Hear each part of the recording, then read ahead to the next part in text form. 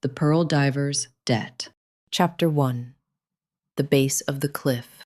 The call came in at 9:17 on a Thursday morning.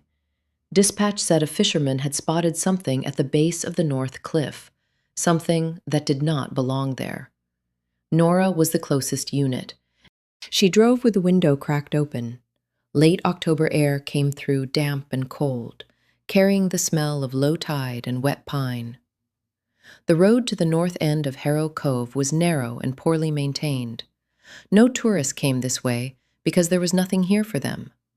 No view worth the drive, no shops, no lighthouse, no postcard scene.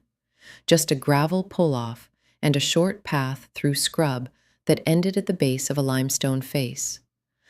The fog had been thick that morning.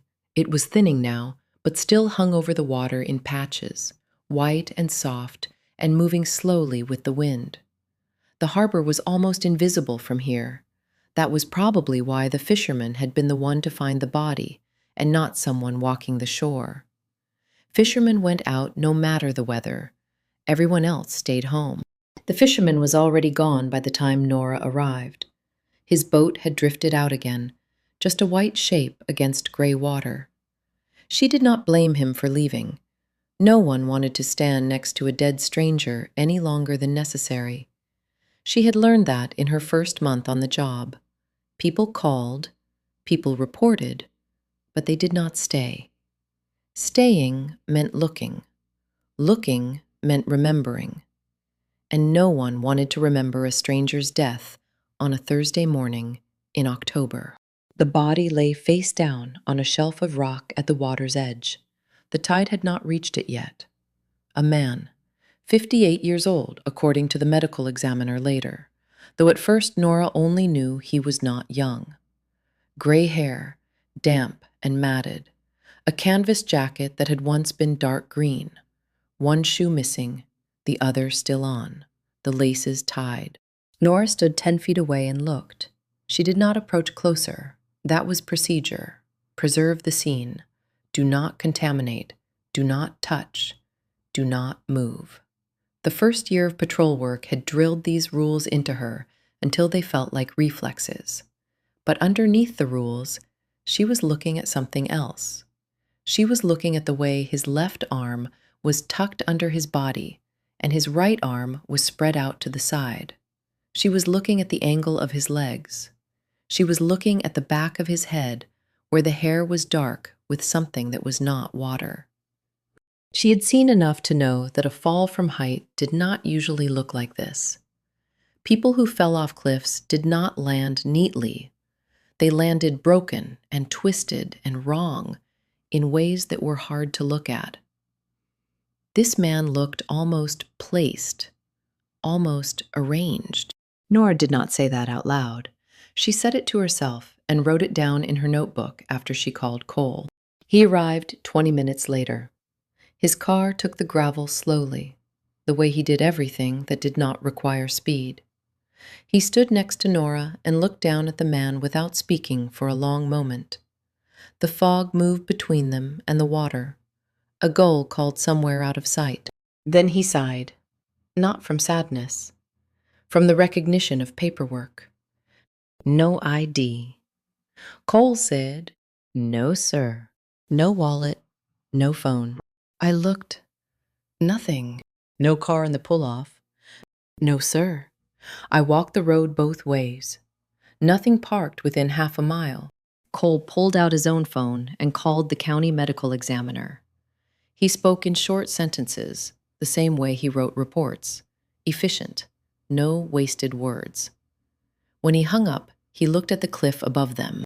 The North Cliff rose about 40 feet at its highest point. The face was uneven, limestone worn smooth in some places and razor-sharp in others. No fence at the top, no warning signs. The town had never seen the need. No one came here. The cliff was not beautiful. The view was not special. The ground was rough and the footing was bad, and the whole area had a feeling of being forgotten, even by the people who had grown up walking these shores. "That is a long way to fall," Cole said. "Yes, sir." But you do not think that is what killed him? Nora hesitated. She had learned to be careful with Cole. He valued procedure, and she valued honesty. And sometimes those two things did not align perfectly. But he had asked, so she told him. His head is turned the wrong way. She said. Cole looked at her. For someone who fell straight down, if he slipped from the top and landed on his back, his neck would not twist like that.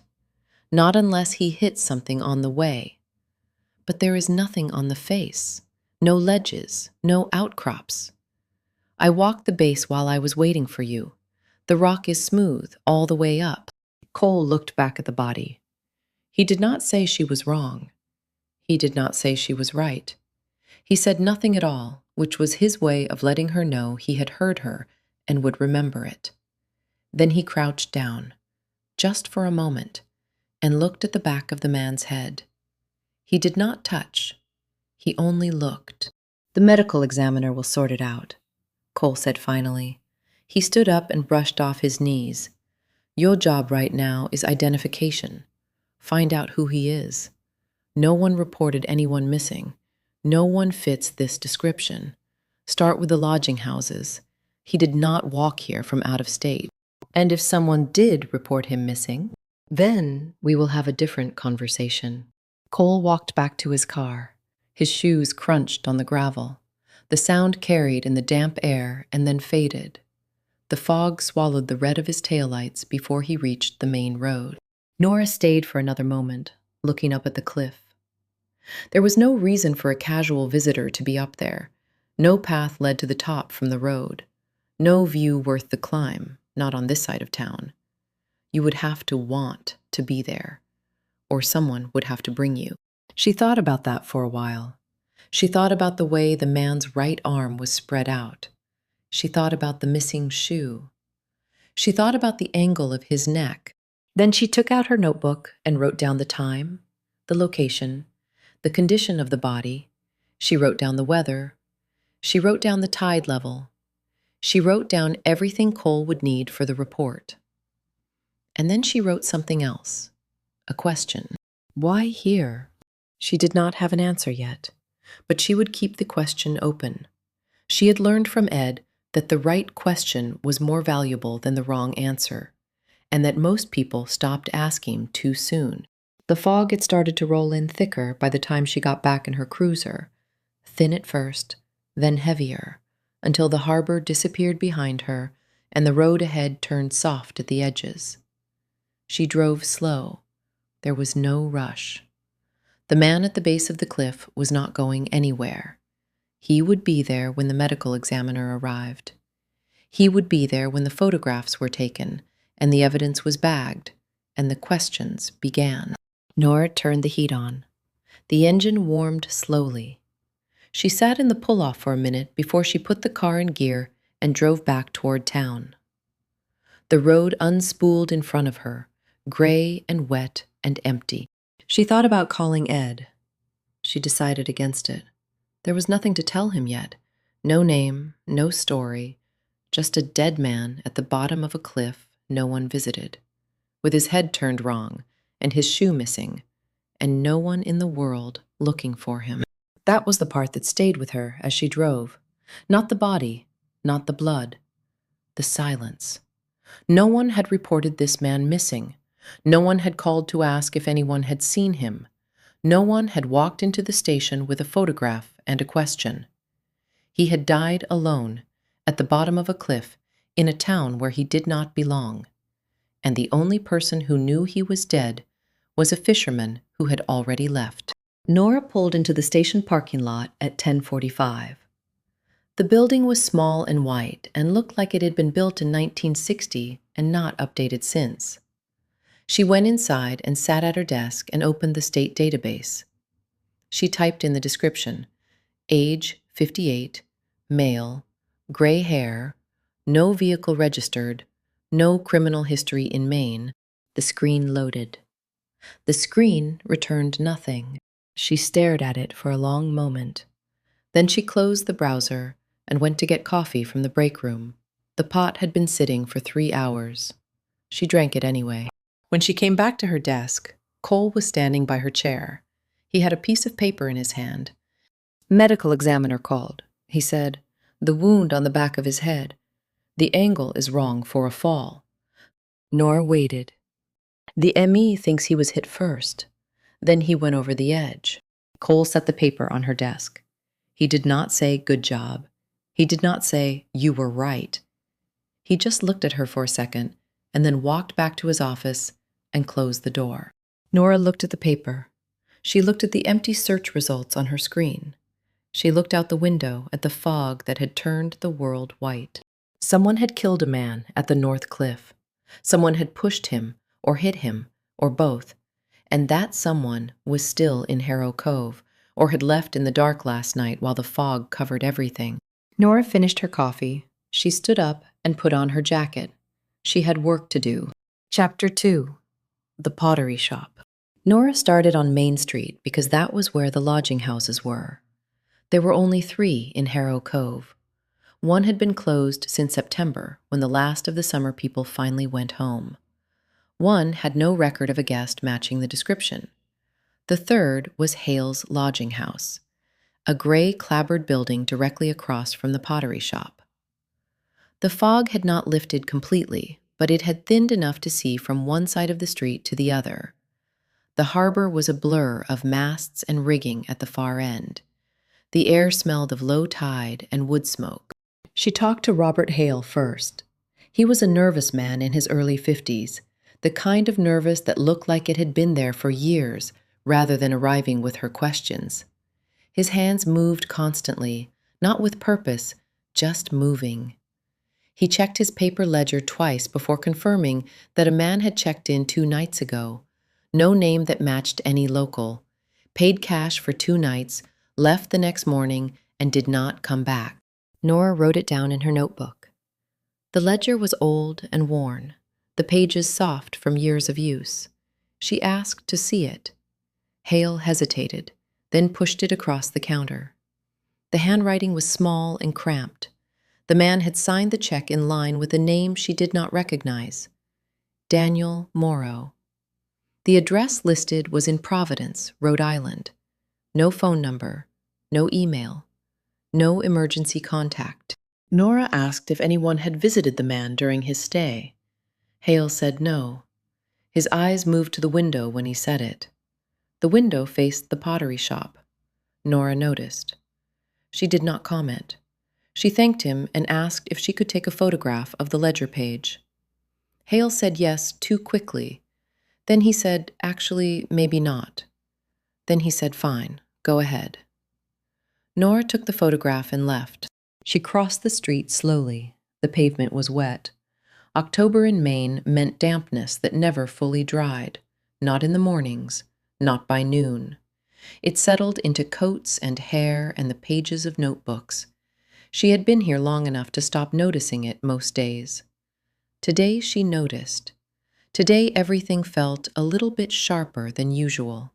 The pottery shop was small and warm inside.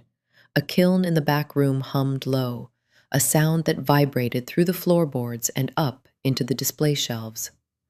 The shelves lined all 4 walls, filled with bowls and mugs and plates in shades of gray and blue and muted green. None of them looked new. None of them looked like souvenirs. They looked like things someone had made carefully and slowly and intended to last. The prices were handwritten on small cards tucked beside each piece. The handwriting was small and precise, the same size on every card. Margaret was arranging a shelf near the front window. She was 64, though Nora had always thought she looked younger, gray hair pulled back in a low knot, hands that moved with the certainty of someone who had done the same motion thousands of times. She wore a long apron over a gray sweater. The apron had clay dust on it, faint and light, like she had wiped her hands on it more than washed it. She turned when the door opened and smiled. The smile was polite and unhurried. It was the smile of someone who had owned a shop on Main Street for 15 years and had learned to greet every customer the same way, whether they bought something or not. "Good morning, Officer Callahan," Margaret said. Morning, Margaret. I am asking around about a guest at Hale's place, a man, about 58, gray hair, wearing a dark green canvas jacket. Stayed there 2 nights ago. Does that sound like anyone you saw? Margaret thought about it. Her hands kept working while she thought. That was the thing about potters, Nora had noticed. Their hands never stopped, even when they were not at the wheel, even when they were just standing and talking. Their hands moved. They turned things. They adjusted things. They touched the surfaces of their work like they were checking for something only their fingers could find. Margaret turned a small bowl right side up. Then she adjusted it a 1/4 inch to the left. Then she picked up another bowl and examined its rim before setting it down. No, Margaret said. I do not pay much attention to the comings and goings over there, tourists mostly. But it is late in the season now. Not many people left. Most of the summer traffic stopped after Labor Day. September was quiet. October is quieter. Do you remember seeing anyone visit him? Margaret's hand paused for a moment. Just a moment. Then she picked up another bowl, a small one, with a narrow rim and a celadon glaze that caught the light, and placed it on the shelf next to the others. The shop is busy sometimes, she said. I cannot keep track of everyone who walks past. Nora nodded. She looked at the shelf while Margaret continued arranging. The bowls were all similar in size, but different in color. Some had markings on the base, some did not. Margaret had turned most of them so the bases faced the wall, the way potters did when they did not want customers examining their maker's marks too closely. But one bowl, the celadon one, was turned with its base facing out. On the base was a mark, not a signature, not initials, a small 5-pointed star scratched lightly into the clay before firing. The lines were thin and precise. It was not an accident. It was intentional. It was the kind of mark a potter made when they wanted to remember which pieces were theirs and which had come from someone else. Nora looked at the mark. Then she looked at Margaret. Margaret was watching her. Not staring, just watching. The way people watched when they were waiting to see if you had noticed something. Margaret reached out and turned the bowl around. The mark faced the wall now. She smiled again and asked if Nora wanted coffee. No, thank you. I should keep going. Of course. Let me know if I can help. And Officer Callahan. Yes. If you find out who he is, will you tell me? I do not like the thought of someone dying alone here. This is a small town. We look out for each other. Nora said she would. She walked out of the shop and stood on the sidewalk for a moment.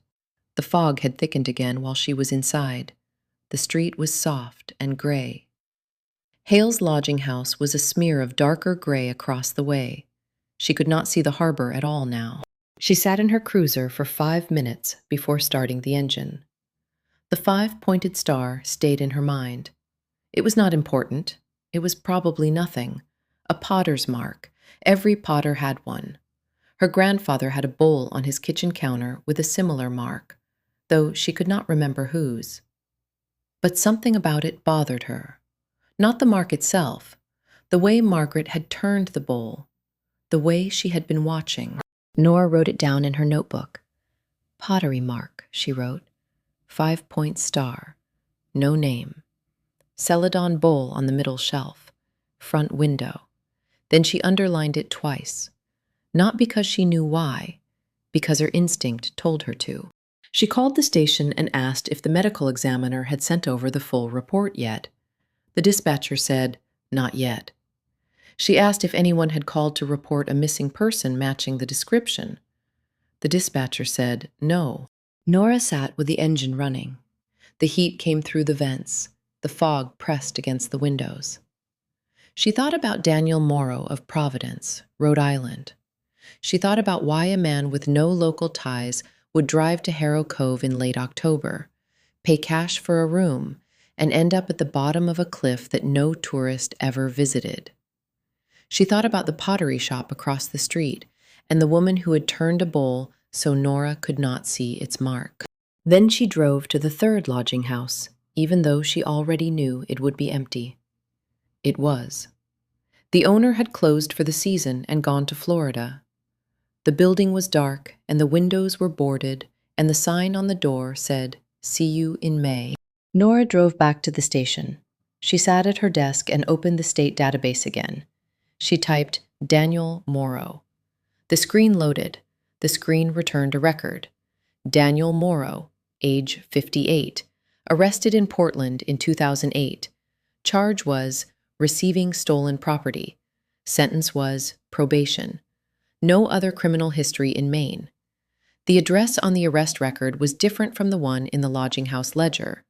The arrest address was in Portland. The ledger address was in Providence. Nora wrote both addresses down. She printed the record and put it in a folder. Then she went to Cole's office and knocked on the doorframe. "Come in," Cole said. He was reading something on his computer. He did not look up. "I have a name." Nora said. Cole looked up. "Daniel Morrow," she said, "stayed at Hale's lodging house 2 nights ago. No vehicle registered to him in the state, no missing persons report.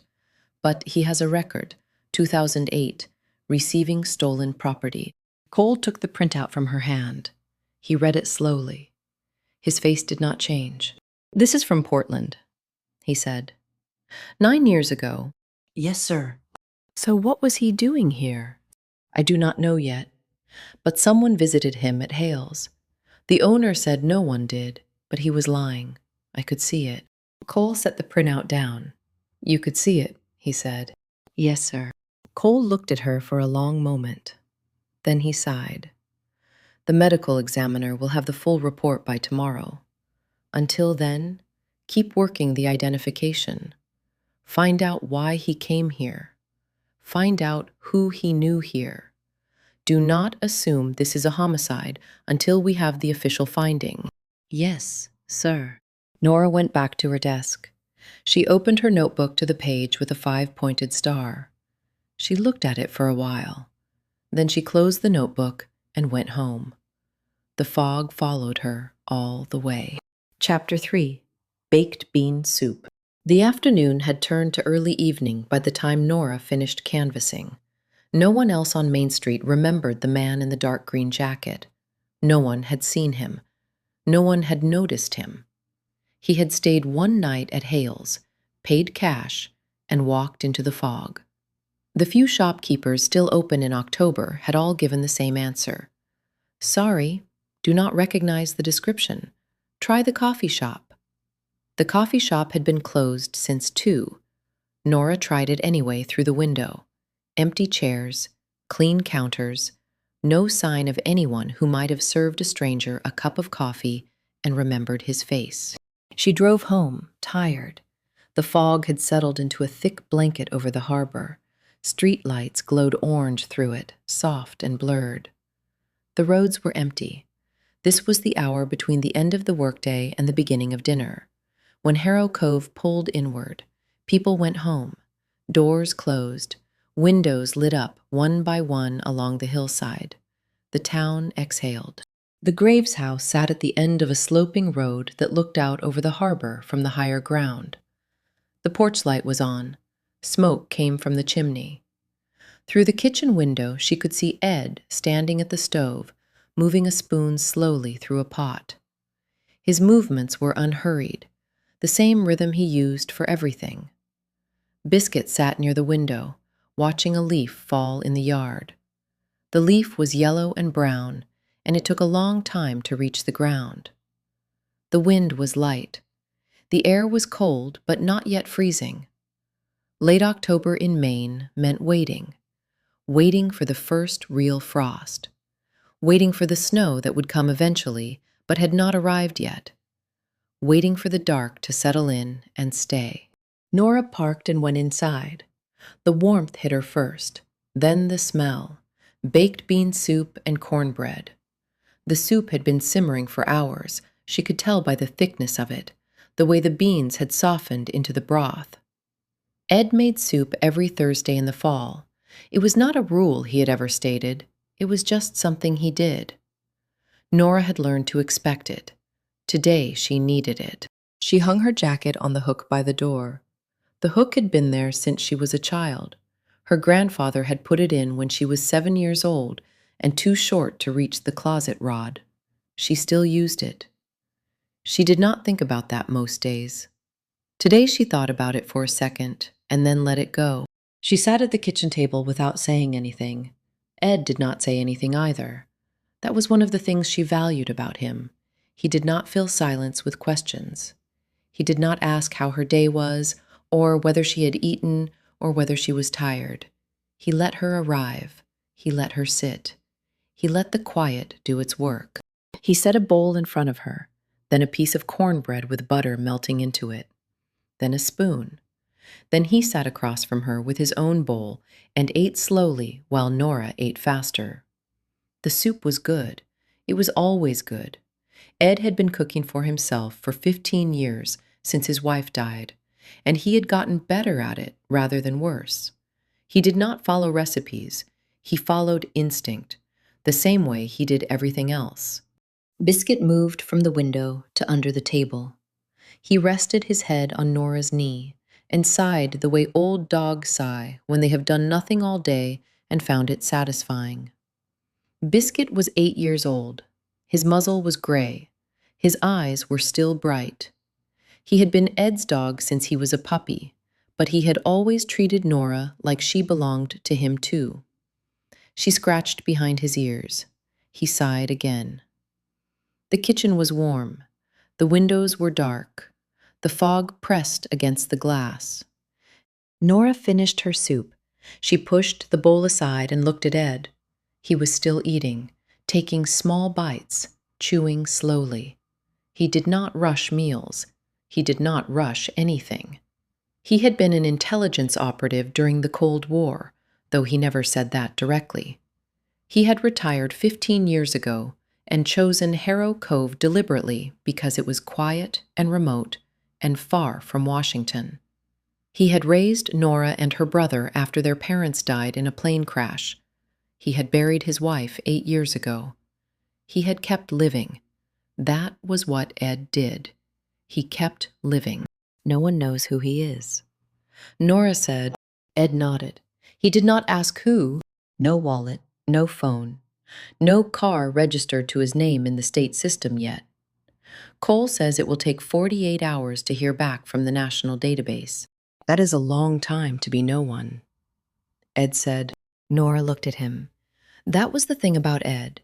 He said simple things that were not simple. He said them in a calm voice with no change in his expression. Sometimes she understood what he meant right away. Sometimes she had to think about it for days. Sometimes she was still thinking about something he had said 6 months ago. He was not from here, she said. No one in town recognized the description. But he did not just appear at the bottom of that cliff. Someone knew he was here. Someone put him there. Or he put himself there. Ed said, You think he jumped? I think you should not rule out what looks obvious just because it looks obvious. People fall off cliffs. People jump off cliffs. People get pushed off cliffs. You do not know which one happened yet. You have a body at the bottom of a rock face and a head wound that could be from a fall or from something else. That is all you have. Nora considered that. Ed had gone back to his soup. He ate the way he did everything, slowly, completely, without distraction. He did not look at her while she thought. He did not need to. He knew she would get there eventually. She always did. Biscuit shifted under the table and went back to sleep. His breathing was slow and even. His tail thumped once against the floor and then stopped. Nora looked out the kitchen window. The yard was dark now. The leaf Biscuit had been watching was gone. She could not see the harbor from this angle. The house was set back from the road, surrounded by old trees and a garden that Ed still tended himself. In the summer, the garden was full of tomatoes and beans and squash. In October, it was mostly bare, just rows of dark soil waiting for spring. Ed did not believe in leaving the ground empty. He planted cover crops every fall.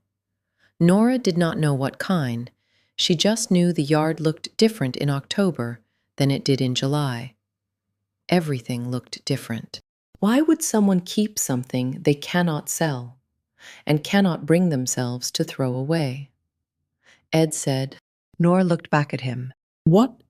Just a question. You do not have to answer it now. But think about it. You have a man who came to a town where no one knew him. He had no ID, no phone, no car registered in his name. He paid cash for a room. Someone visited him. Someone maybe killed him. What was he carrying that mattered? Not money, not a weapon, something else. Something he could not sell. Something he could not throw away. Something he came here to find, or to give, or to see one more time. Nora thought about it. She thought about Daniel Morrow from Providence, Rhode Island. She thought about his arrest in 2008 for receiving stolen property. She thought about the 5-pointed star on the bottom of the Celadon bowl. She thought about Margaret's hands never stopping. She thought about the way Margaret had turned the bowl so the mark faced the wall. I do not know, Nora said. Ed nodded. That is fine. You are not supposed to know yet. You are supposed to ask the question. The answer comes later, or it does not come at all. But you have to ask first. He stood up and took his bowl to the sink. He rinsed it slowly and set it in the drying rack. Then he walked to the living room without another word. Biscuit followed him, his claws clicking on the hardwood floor. The house settled. Old houses always settled. This one had been here since 1930. It knew how to be quiet. Nora sat at the kitchen table alone. The soup had been good. The cornbread had been good. The house was warm and the fog was thick. And somewhere out there, a man was dead at the bottom of a cliff, and no one had reported him missing. She thought about Ed's question. She thought about keeping something you could not sell and could not throw away. A photograph, a letter, a piece of jewelry, a secret. She thought about Margaret's pottery mark, small and precise, hidden on the bottom of a bowl where most people would never see it. She thought about the way Margaret had watched her watching. She wrote it down in her notebook anyway, next to the 5-pointed star and the description of a dead man no one was looking for. Then she washed her bowl and her spoon and her cup. She dried them and put them away. She turned off the kitchen light and walked to the living room. Ed was in his chair by the window. Biscuit was on the rug. Neither of them looked up when she came in. The television was off. The radio was off. The only sound was the wind outside and the occasional creak of the house settling. Nora sat on the couch and pulled a blanket over her legs. She watched the dark through the glass. The fog had turned the world into something soft and shapeless. She could not see the harbor. She could not see the street. She could not see anything beyond the yard. Tomorrow she would start again. Tomorrow she would find a name. She already had one name, Daniel Morrow, but a name was not a story. She needed the story. Why had he come here? Who had he come to see? What had he been carrying that mattered? Nora closed her eyes. Biscuit sighed in his sleep. Ed turned a page of his book. The house was quiet. The fog held everything close. She let it. Chapter 4. The Name Returns.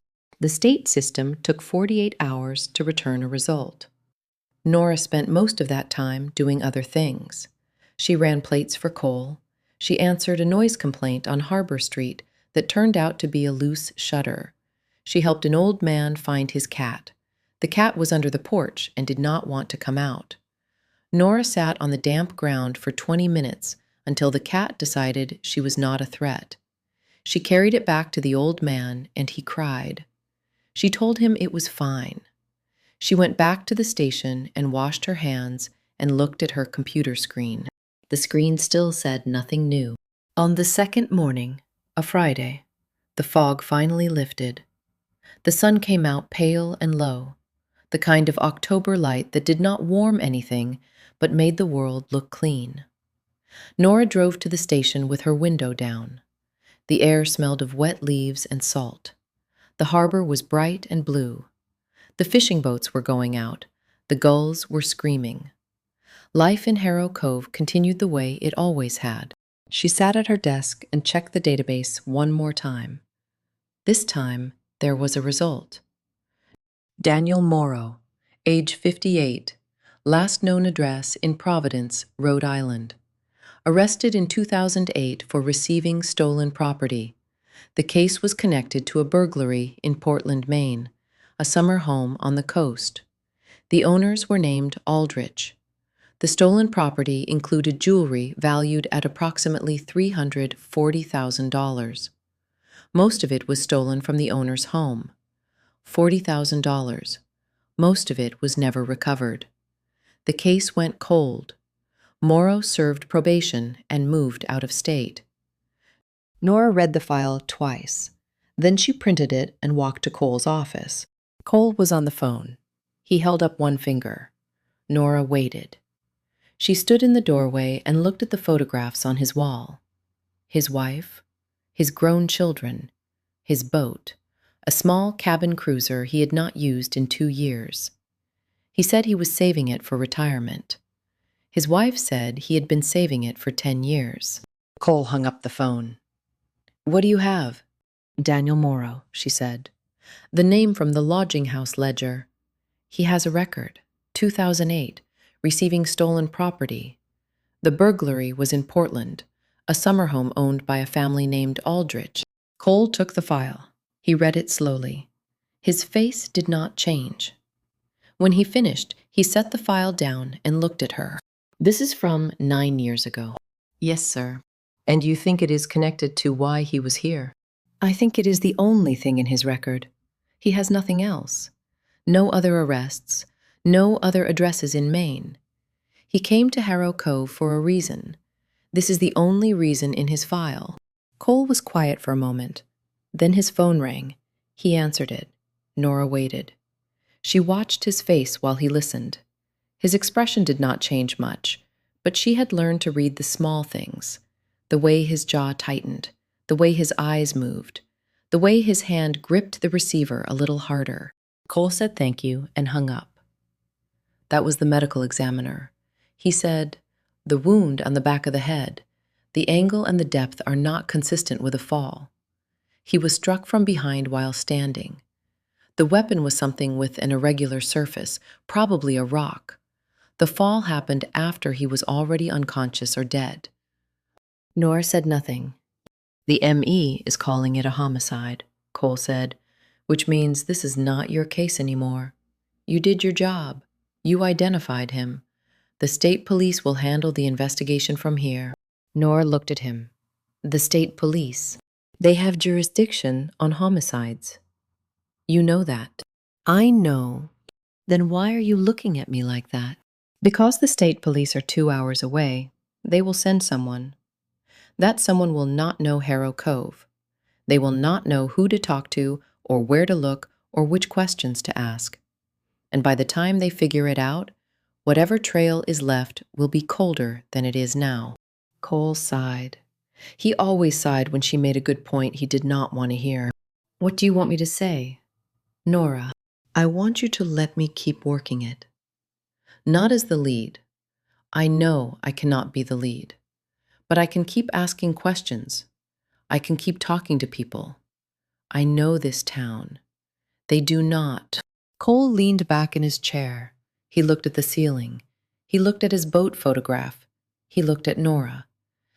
"The state police will be here by Monday," he said. "That gives you the weekend. You ask your questions. You talk to your people.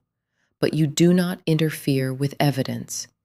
You do not withhold information. And if they tell you to stop, you stop. Understood?" "Yes, sir." Nora went back to her desk. She sat down and opened her notebook. She turned to the page with Daniel Morrow's name.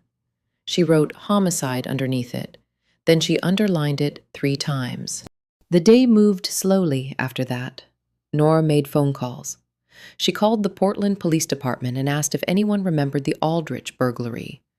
The officer on the phone said, probably not. It was 9 years ago. The detective who worked it had retired. The file was in storage. She asked if she could see it.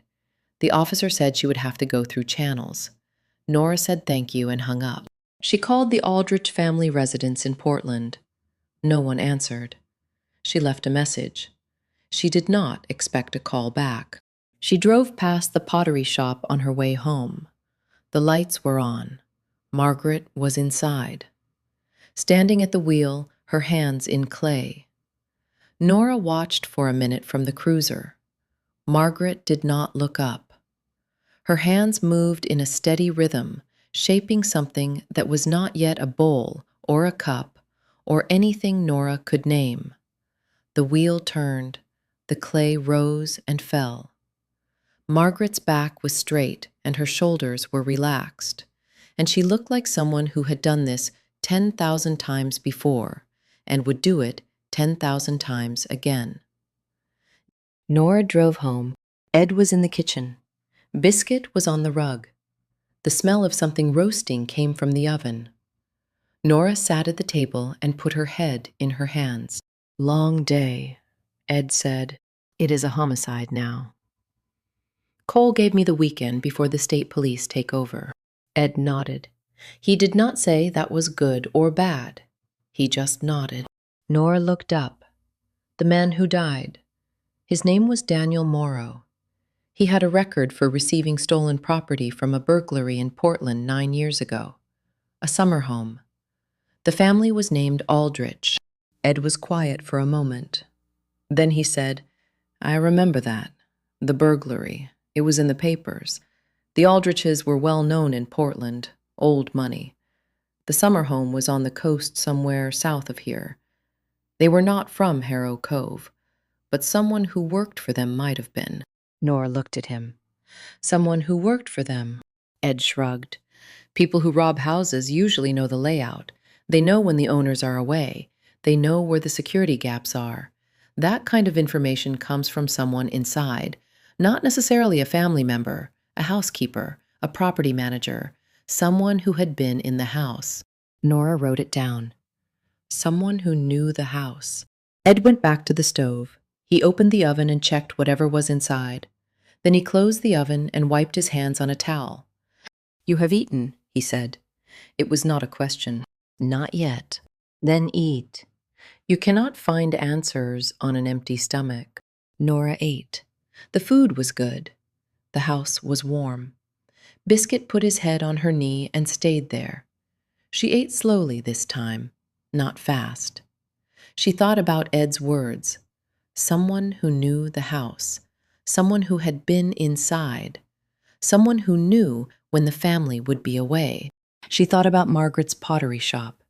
She thought about how long Margaret had been in Harrow Cove. 15 years. That was 2002. 2002 was 7 years before the burglary. Margaret had been here before the burglary happened. But she had not always been here. She had come from somewhere. Nora did not know where. She finished eating. She washed her dishes. She sat on the couch with the blanket over her legs. Biscuit climbed up beside her, which he was not supposed to do. Ed pretended not to notice. Nora looked out the window. The fog had come back. It always came back in October. It rolled in off the water and settled over the town like a thing that belonged here. She watched it move past the glass. She thought about Daniel Morrow at the bottom of the cliff. She thought about the rock that had killed him. She thought about the person who had picked it up and swung it and left it there. That person had walked away. That person was still here, or had driven away in the dark, or was sitting in a warm kitchen somewhere, eating dinner and pretending nothing had happened. Nora closed her eyes. She would start again tomorrow. She would go back to Main Street. She would ask better questions. She would watch more closely. She would find out who Daniel Morrow had come to see. Biscuit snored.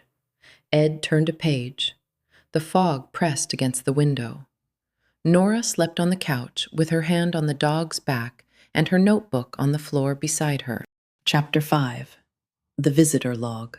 Saturday morning came in gray and still.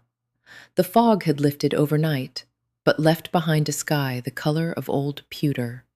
No wind, no sun, just a flat, pale light that made everything look washed out and tired.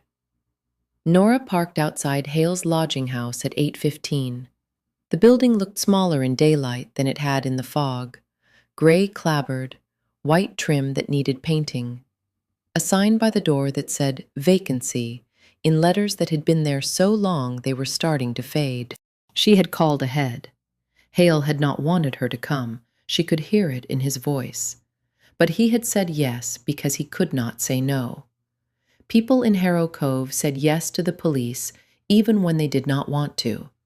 That was how small towns worked. You let them in. You answered their questions.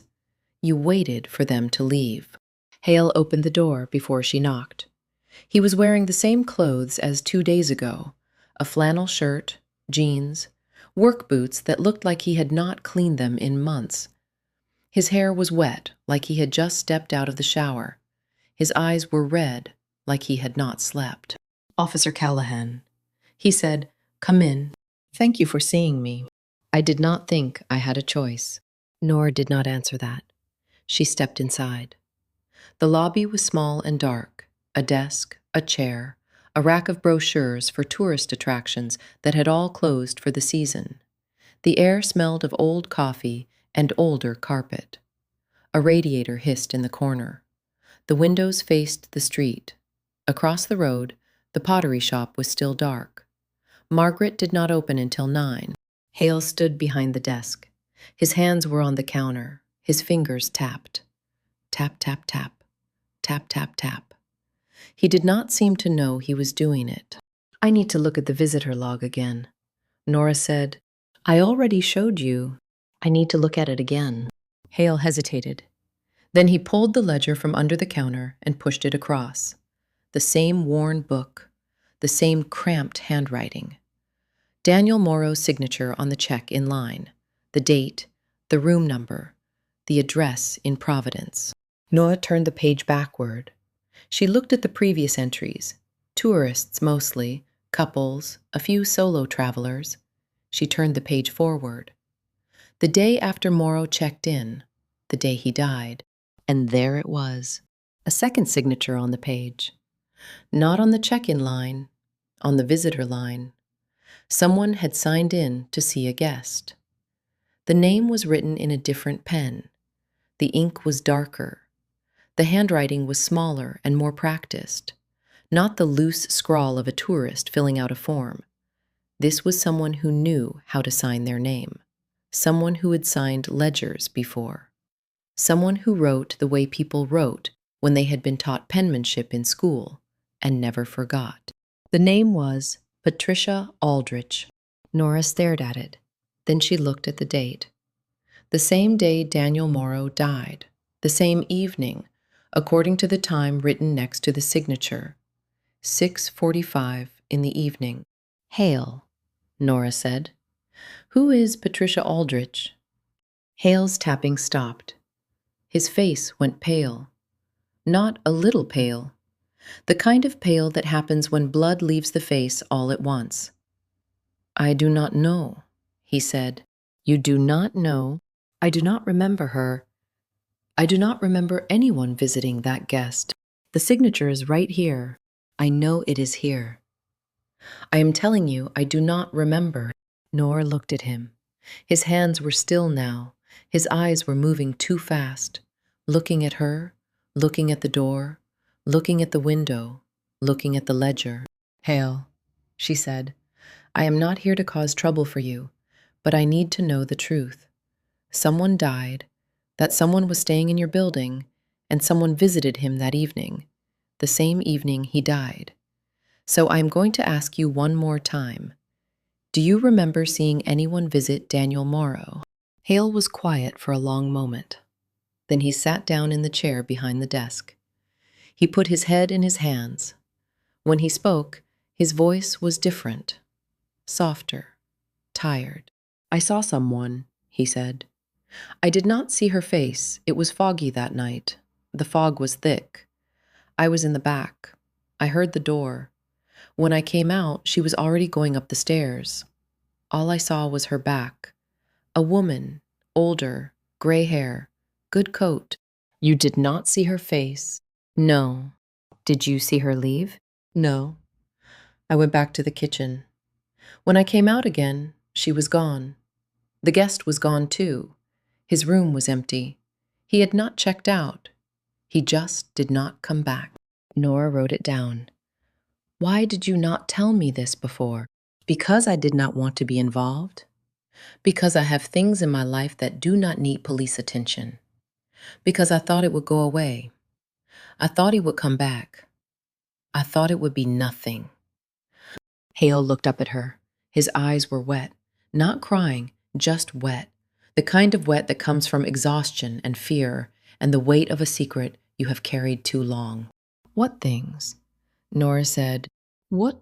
You said you have things in your life that do not need police attention. What things?" Hale looked at the ceiling. He looked at the radiator. He looked at the brochures for tourist attractions that were all closed. Then he told her, tax evasion. He had been renting rooms for years without reporting all of the income. Cash payments, no receipts, no records. He had told himself it was not a big deal. Everyone did it. But he knew it was a big deal. He had known for years. And now a man was dead, and a woman had visited that man on the night he died, and Hale had lied to the police because he was afraid of an audit. Nora listened. She wrote it down. She did not judge him. That was not her job. Her job was to find out who killed Daniel Morrow. She asked to see the room where Morrow had stayed. Hale took her upstairs. Room 7, at the end of the hall. The door was unlocked. The bed was made. The room was clean. Too clean. Like someone had wiped everything down. Nora walked around slowly. She looked at the walls, the floor, the window. The window faced the street. It faced the pottery shop. She looked at the window for a long time. Then she looked at Hale. "Did you clean this room?" "Yes." "After he did not come back?" "Yes." "Why?" "Because it was my room. Because I did not want it to sit empty with his things in it. Because I was scared and I did not know what else to do." "What things?" "A bag, a jacket, a pair of shoes, nothing else. No wallet, no phone, no keys, just clothes." "Where are they now?" Hale pointed to a closet. "In there." "I did not know what to do with them. I could not throw them away. I could not keep them, so I just left them there." Nora opened the closet. A small duffel bag, a canvas jacket, a pair of work boots. She put on gloves and opened the bag. Jeans, shirts, socks, underwear, a paperback book with a bookmark halfway through. Nothing else. No phone, no wallet, no keys, no identification. She bagged everything. She would take it to the station. Forensics could look at it. There might be something. There probably would not be. She thanked Hale. She told him she would have to report the tax issue. She told him that was not her department, but it would come out eventually. He nodded. He looked like a man who had known this day would come and was relieved it finally had. Nora walked out of the lodging house. The pottery shop was open now. The lights were on. Through the window she could see Margaret at the front counter arranging something on a shelf. The same calm movements, the same unhurried rhythm.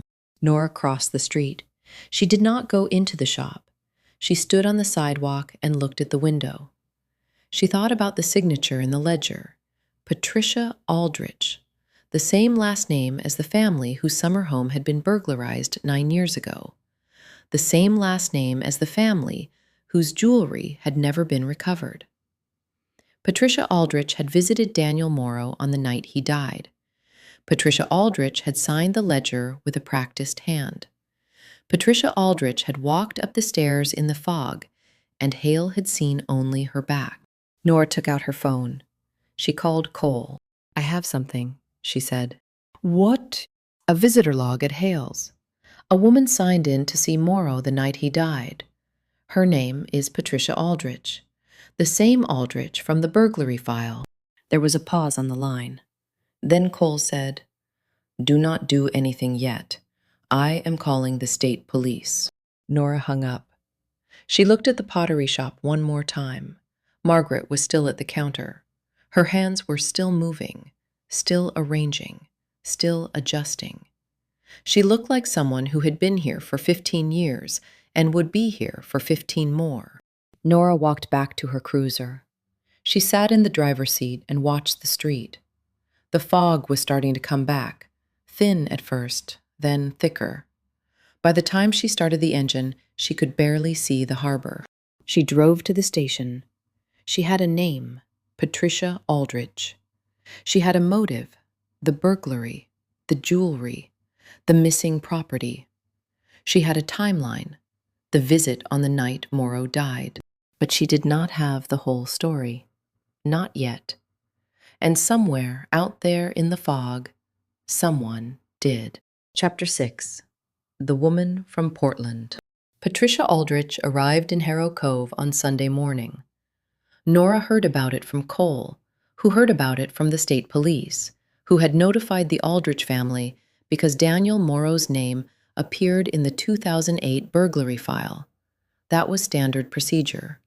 A man with a connection to a cold case turns up dead in a small coastal town. You call the victim's family. You tell them there is a development. You ask if they know anything. Patricia did not answer questions over the phone. She drove down from Portland instead. 2 hours on the highway, then another 40 minutes on the coastal roads. The last stretch through pine forest and fog until the town appeared out of the gray.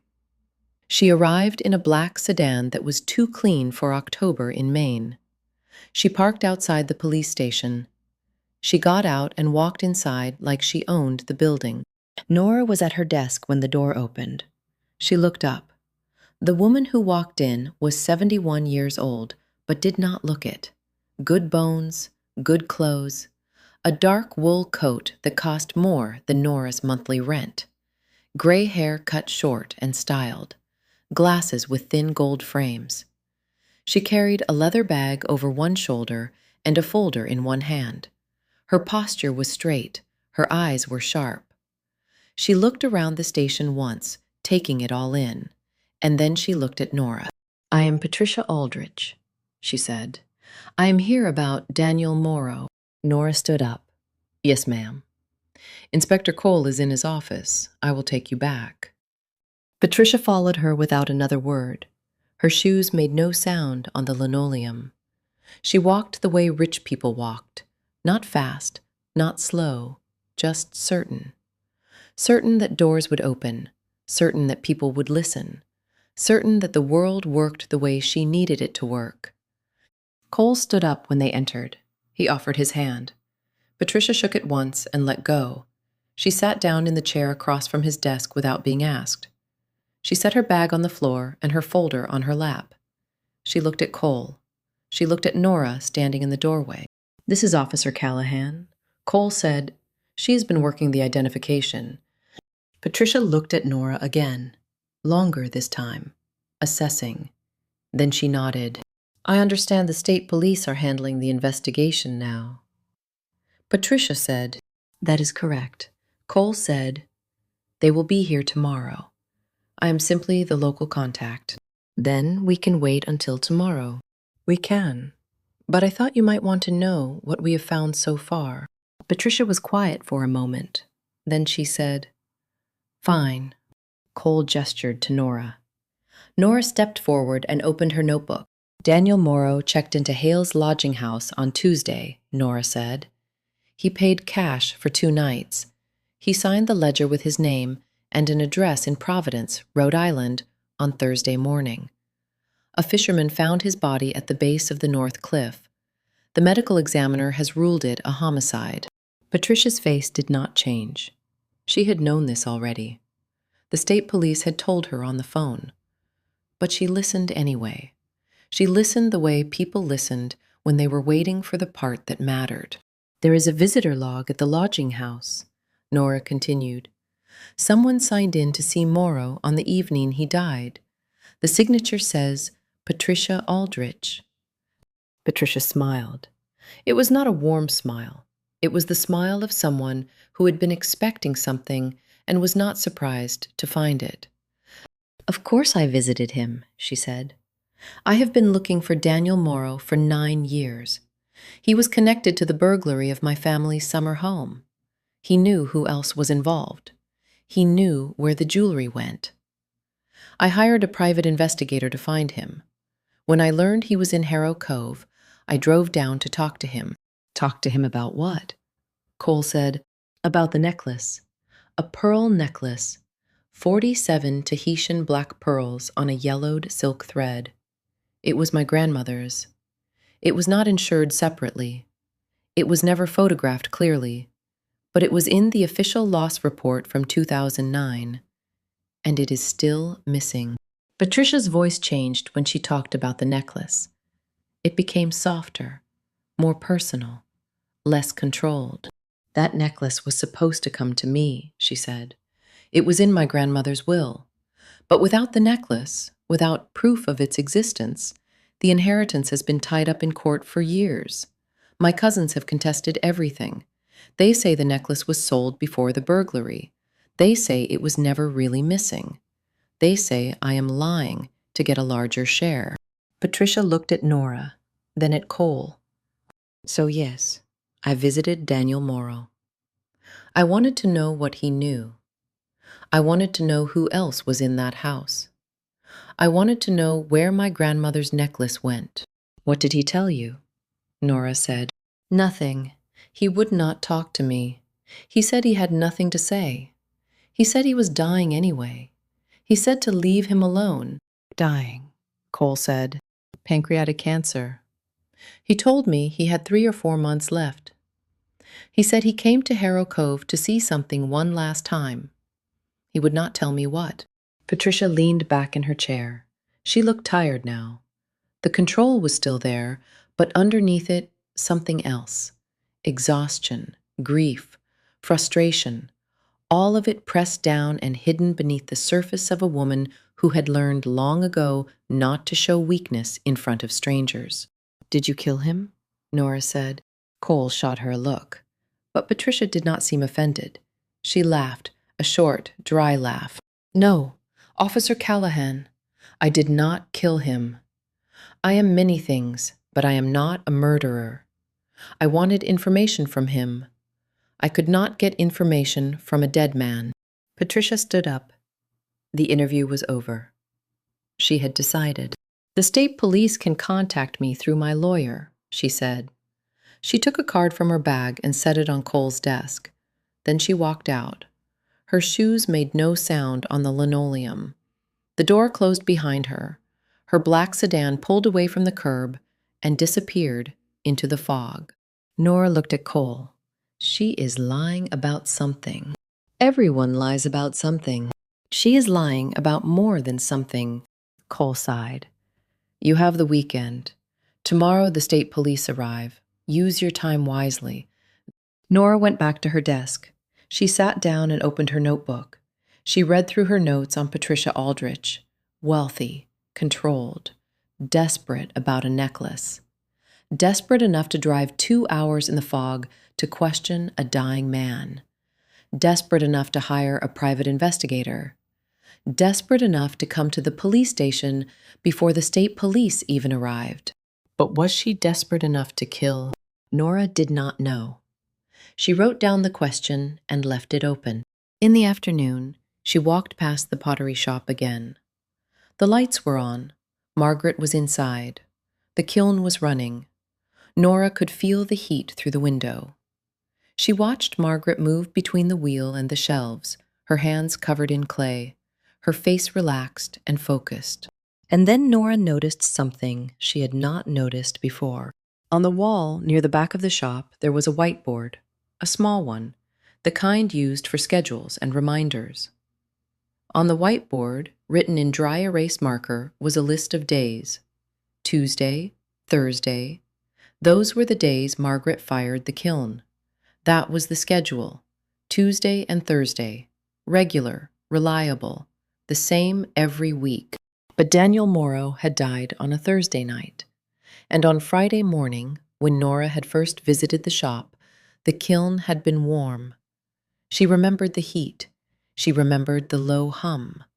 She remembered thinking that it felt like the kiln had been running for hours.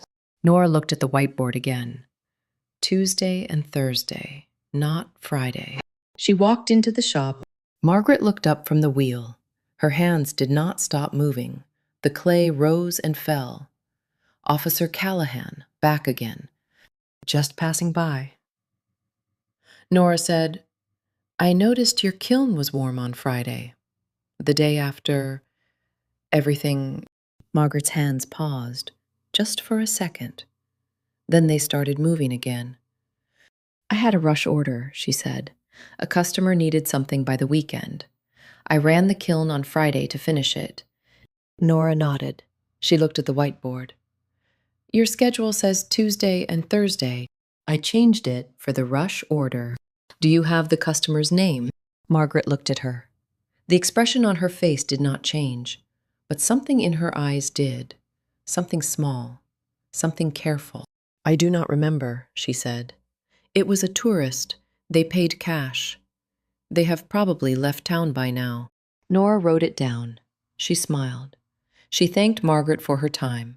She walked out of the shop and stood on the sidewalk in the fog. No rush order, she said to herself. No customer. No record of a sale. She walked back to her cruiser. She sat in the driver's seat and looked at the pottery shop through the window. Margaret was still at the wheel. Her hands were still moving. The clay was still rising and falling, but something had changed. Nora could feel it. She wrote it down in her notebook. Kiln ran on Friday. No record of rush order. And underneath that, she wrote the same question she had been carrying for days. Why? Chapter 7. 4 in the afternoon. Nora sat in her car in the harbor parking lot. The clock on the dashboard said 4:03. It was already dark. Not the deep dark of midnight, but the tired dark of late October, when the sun gave up early and the world turned gray and then blue and then black, before most people had even started thinking about dinner. The harbor was quiet. The fishing boats were in. The gulls had gone somewhere else. The fog was thin tonight, just a haze over the water, enough to soften the lights on the far shore, but not enough to hide them entirely. She had spent the afternoon on the phone. She had called the Portland Police Department again.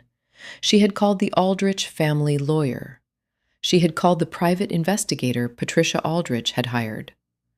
No one had called her back. She had left messages, 4 of them, polite, professional, to the point. No one had called her back. She was tired, not the good kind of tired that came after a long day of hard work, the bad kind, the kind that came from running in place while the world moved on without you. The state police would be here tomorrow. They would take over. They would ask their own questions and talk to their own people and probably never look at her notebook or her photographs or her carefully written notes. They would do their jobs. She would go back to patrol work and noise complaints and lost cats. That was how it worked. That was how it was supposed to work. But Daniel Morrow was still dead, and someone had killed him.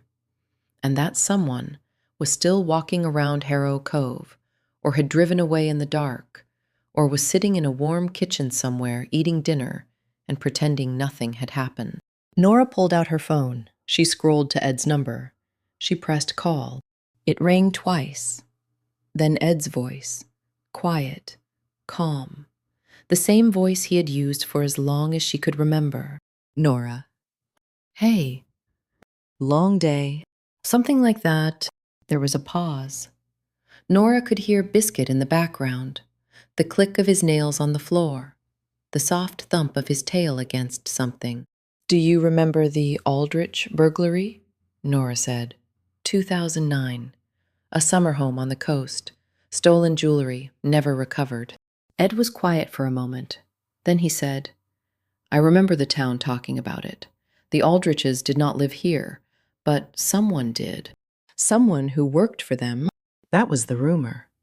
A property manager. Someone who knew the house. Someone who knew when the family would be away." "Do you remember who?" "No. It was 9 years ago. I did not pay attention to the name. I am sorry." Nora looked out at the harbor. The water was black. The boats were dark shapes against the darker sky. A single light burned on the far dock, orange and small and alone. "There's a woman here," Nora said. "Her name is Patricia Aldrich. She is the one who inherited the house. She came to town today. She says she did not kill him. She says she just wanted information about the necklace." "Do you believe her?" Nora thought about it. She thought about Patricia's controlled voice, her expensive coat, her lawyer's card on Cole's desk, her smile when Nora asked if she had killed Daniel Morrow. "I believe she did not kill him with her own hands." Nora said, "But I do not believe she is telling me everything." "That is different." "Yes, it is." Ed was quiet again. Biscuit barked once, a small bark, the kind that meant someone was at the door or a leaf had fallen or dinner was late. "What else?" Ed said, "What else what? What else do you have? You would not call me just to ask about a 9-year-old burglary. You have something else. Someone else." Nora closed her eyes. She thought about Margaret's pottery shop, the Celadon bowl with the 5-pointed star, the kiln running on a Friday, the missing rush order, the calm hands that never stopped moving. "There is a potter here," Nora said. "Margaret. She has been in Harrow Cove for 15 years. Her shop faces Hale's lodging house. She says she did not see anyone visit Daniel Morrow, but she could have. She had a clear view. Why would she lie? I do not know. But something is off. I can feel it." Ed did not say trust your instincts. He did not say be careful. He did not say any of the things that other people might have said. He just said, "Then keep looking. I only have until tomorrow." The state police arrive in the morning. "Then you have tonight." Nora opened her eyes. The harbor was still dark. The fog was still thin. The light on the far dock was still burning. "Yeah," she said. "I have tonight." She hung up. She sat in the car for another minute, then she got out. The air was cold and damp, the smell of salt and low tide and wet wood. She walked to the edge of the dock and looked out at the water. The boats bobbed gently. Lines creaked. Water slapped against pilings. The sounds of a harbor at rest.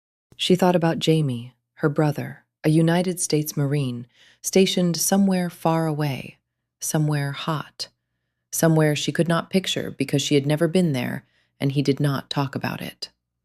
He called every few weeks. Sometimes the calls came at odd hours, 2 in the morning, 5 in the morning. He sounded tired. He always sounded tired. She wondered if he ever sat in his car in a parking lot somewhere and watched the dark and thought about her. She wondered if he ever felt like he was running in place. She wondered if he ever felt like home was something he had left behind and could not find again. She stopped thinking about it. There was work to do. Nora walked back to her cruiser. She drove to Hale's lodging house. The lights were on. Hale was inside. She knocked on the door. He opened it. His face was gray. He looked like he had not slept since the last time she saw him. "I need to ask you something else." Nora said. Hale stepped aside. She walked in. The lobby smelled of coffee and fear. "The woman who visited Daniel Morrow," Nora said. "The one you saw going up the stairs?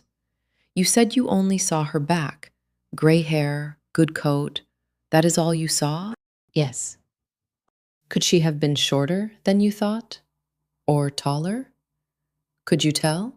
Hale closed his eyes. He was trying to remember. Nora could see him reaching for the memory, pulling it out of the fog, trying to make it clear. Not tall, he said. Not short. Average. Maybe 5'4", 5'5". I do not know. It was dark. It was foggy. I only saw her for a second. Could it have been someone who knew the layout of your building? Someone who had been here before? Someone who did not need to ask where the stairs were. Hale opened his eyes. He looked at Nora. His face changed. Something clicked into place behind his eyes. Yes, he said. She did not hesitate. She walked straight to the stairs, like she had been here before. Nora wrote it down. Thank you, she said. She left. She drove to the north cliff. The road was empty. The fog was thin here, close to the water. She parked in the gravel pull-off and walked to the edge. The cliff dropped away into darkness.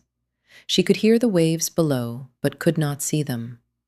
The limestone was wet under her feet, slippery, dangerous. She stood at the top and looked down. 40 feet, maybe more. A long way to fall, a long way to push someone. She thought about Daniel Morrow, standing here in the fog, waiting for someone, talking to someone, arguing with someone. Then the rock, the fall, the water, the silence. Who had been here with him? Who had walked away? Nora walked back to her car. She sat in the driver's seat and looked out at the dark. The fog had thickened again. She could barely see the water. She took out her notebook. She read through everything. The visitor log, the kiln schedule, the 5-pointed star, Patricia Aldrich's controlled voice, Margaret's calm hands, Hale's fear, the missing necklace, the burglary from 9 years ago. She wrote down a list of names. Daniel Morrow, Patricia Aldrich, Margaret, Robert Hale. Then she drew lines between them, connections she could see, connections she could not see yet. She sat in the dark for a long time. The fog pressed against the windows. The waves crashed below. Somewhere out there, someone knew what had happened on this cliff. Someone had been here.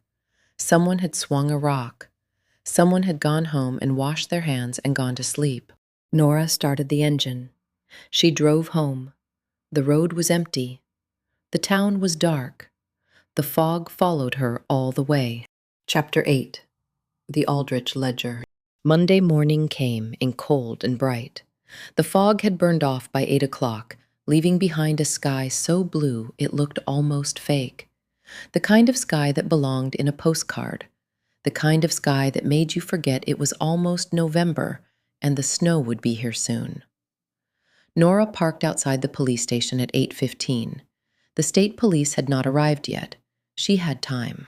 She sat in her cruiser for a minute and looked at her notebook. She had stayed up late last night, reading and rereading her notes. The connections were there. She could feel them, but she could not see them yet. They were like shapes in the fog, present but not clear. She needed more information. She needed something that would make the shapes resolve. She had called the Aldrich family lawyer again yesterday afternoon. No one had called back. She called again this morning from the parking lot. This time, someone answered.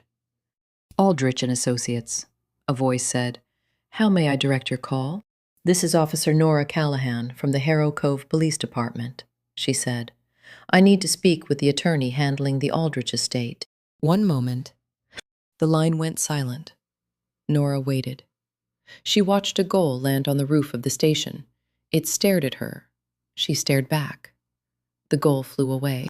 This is Jonathan Cross. A new voice said, I am the family's attorney. How can I help you? Officer. Nora introduced herself.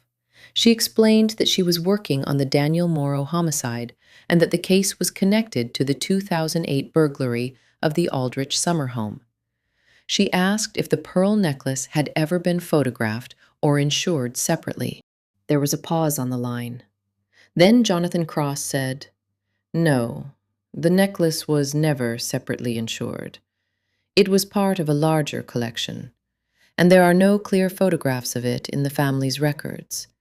The only documentation is the loss report filed with the state police in 2009. That loss report, Nora said. Does it include a detailed description? It does.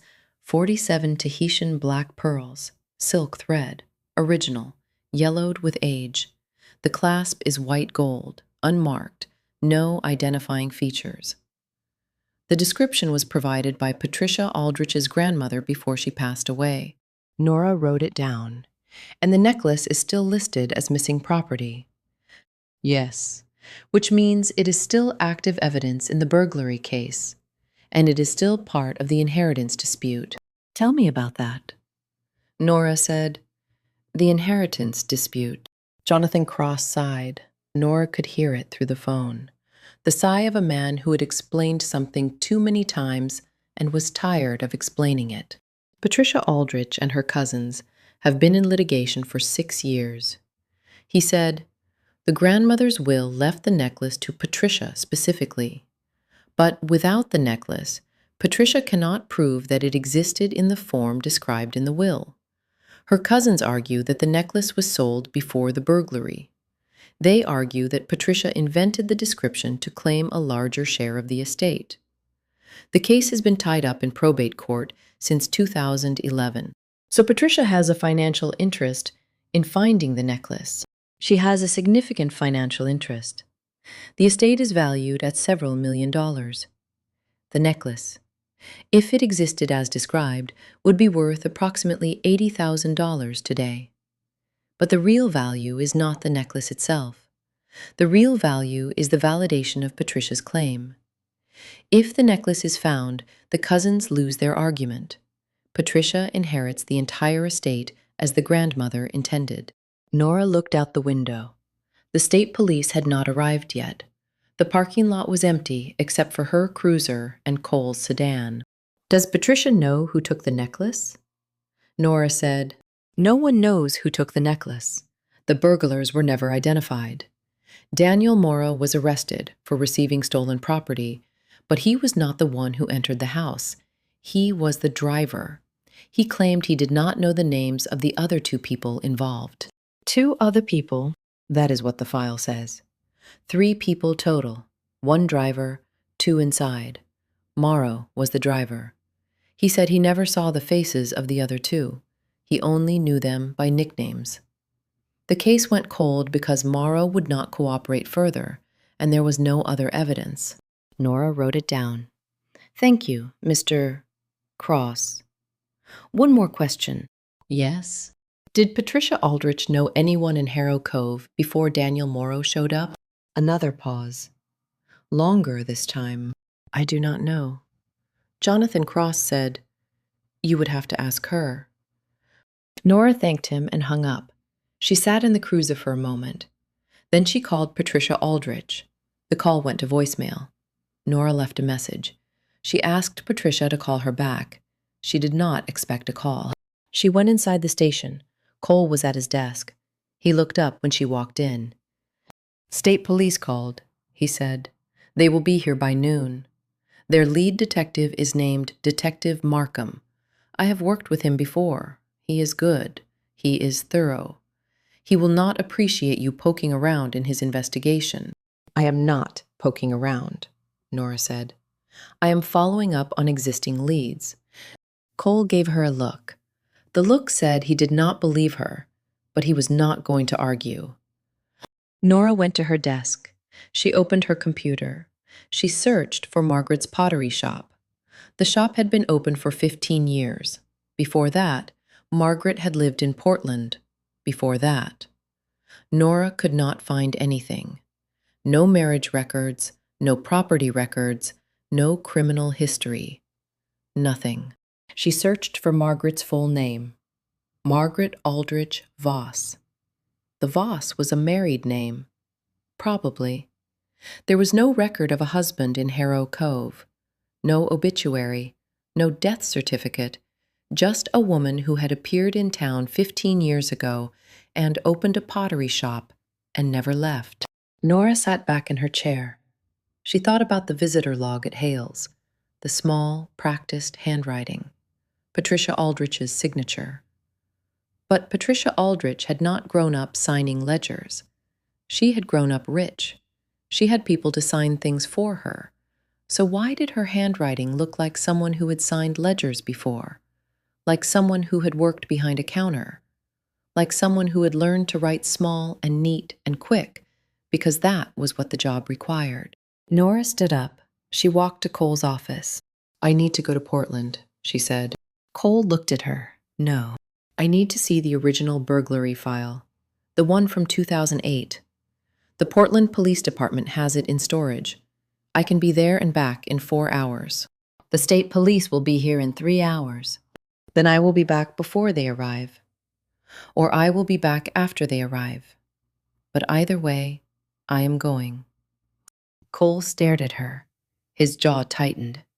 Then he sighed, that sigh, the one that meant, "Fine, do what you want, but do not blame me if it goes wrong." "Go," he said. "But if Markham asks where you are, I am telling him the truth." Nora was already walking out the door. She drove to Portland with the windows down. The highway was empty. The sky was blue. The trees were bare. 2 hours of pine forest and coastal views and the occasional farmhouse. She did not listen to music. She did not listen to the radio. She listened to the wind and the engine and the sound of her own thoughts. The Portland Police Department was a brick building on a side street downtown. Nora parked in a visitor spot and walked inside. She showed her badge at the front desk.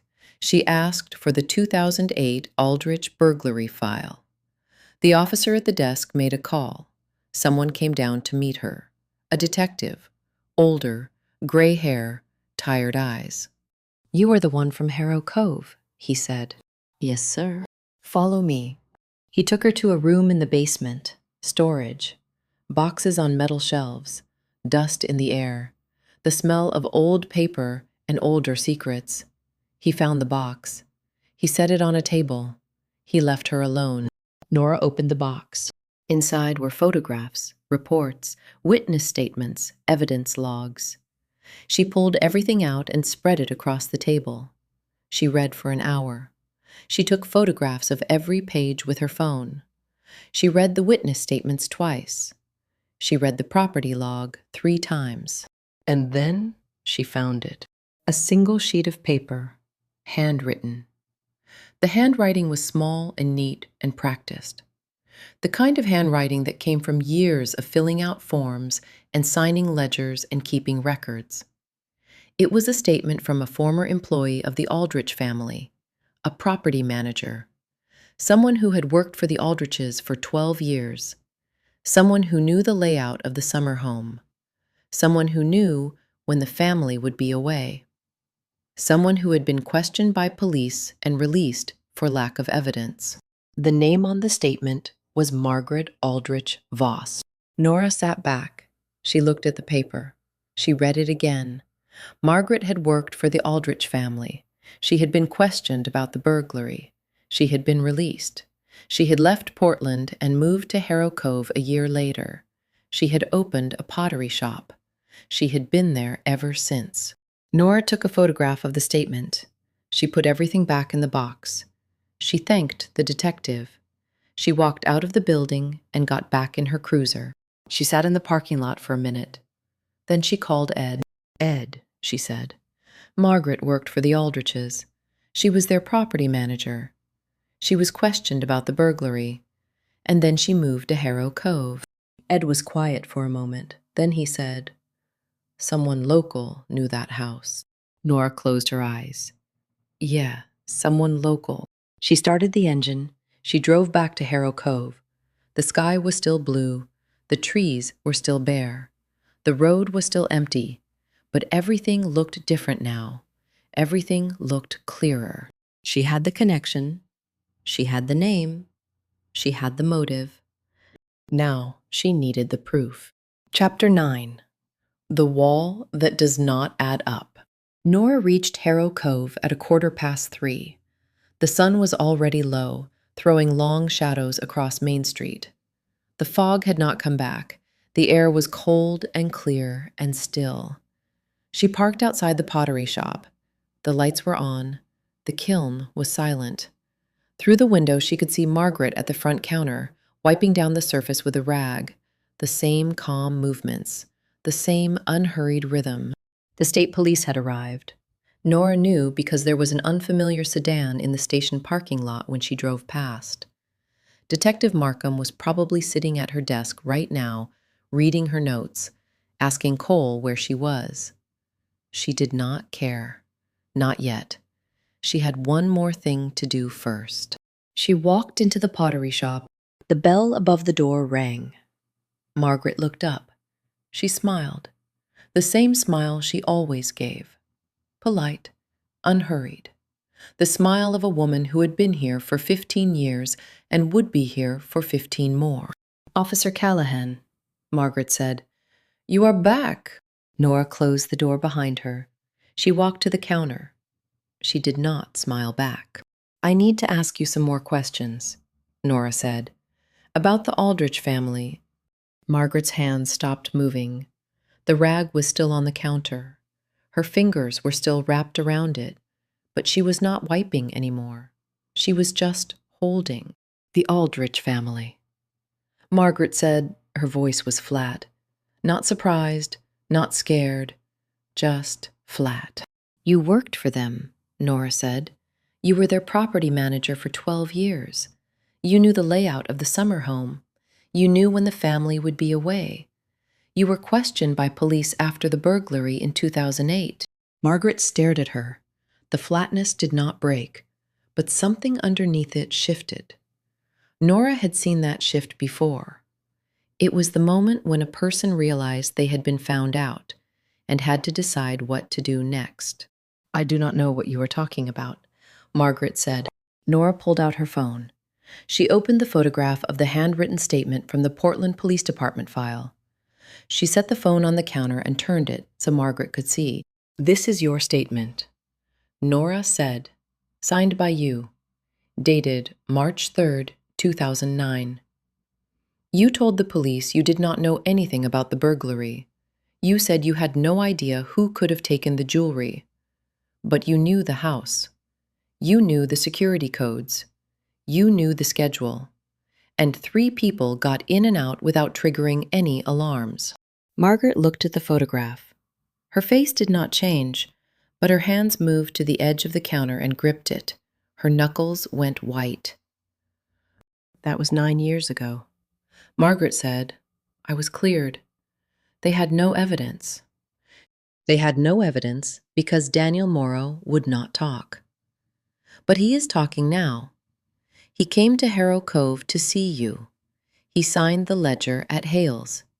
His name is in the state system. And someone visited him on the night he died. Someone signed the visitor log with a name that was not their own." Margaret's eyes flicked to the window, then back to Nora. "I did not sign any visitor log," she said. "I have never been inside Hale's lodging house." The signature was small and neat, practiced, the kind of handwriting you see from someone who has spent years filling out forms and keeping records, someone who worked behind a counter, someone like a property manager or a shop owner. Margaret said nothing. Her knuckles were still white. Her breathing had changed, shallower, faster.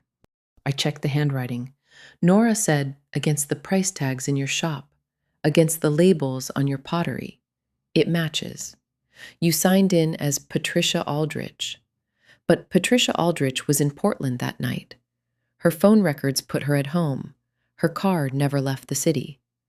So who was the woman in the fog? Who walked up the stairs to room 7? Who talked to Daniel Morrow and then walked away while he lay dying at the bottom of a cliff?" Margaret let go of the counter. She stepped back. Her hands were shaking now. The first time Nora had seen them shake. "You cannot prove any of this." Margaret said, "A signature? A handwriting sample? That is nothing. I could have signed anything. That does not mean I killed him." Nora did not answer. She walked past Margaret toward the back of the shop. Margaret followed her. Her footsteps were faster now, less controlled. "Where are you going?" Margaret said. "To see the kiln." "Why?" "Because you ran it on a Friday, the day after he died. Your schedule says Tuesday and Thursday, but Friday morning, when I first came here, the kiln was warm. You said it was a rush order, but there is no rush order in your sales book. No record of any customer paying cash for anything that weekend. So what were you firing, Margaret? What needed to be burned?" Margaret stopped walking. She stood in the doorway of the back room. Her face was pale.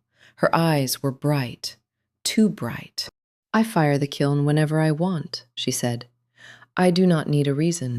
"Everyone needs a reason to run a kiln at midnight." Nora said, "It costs money. It takes time.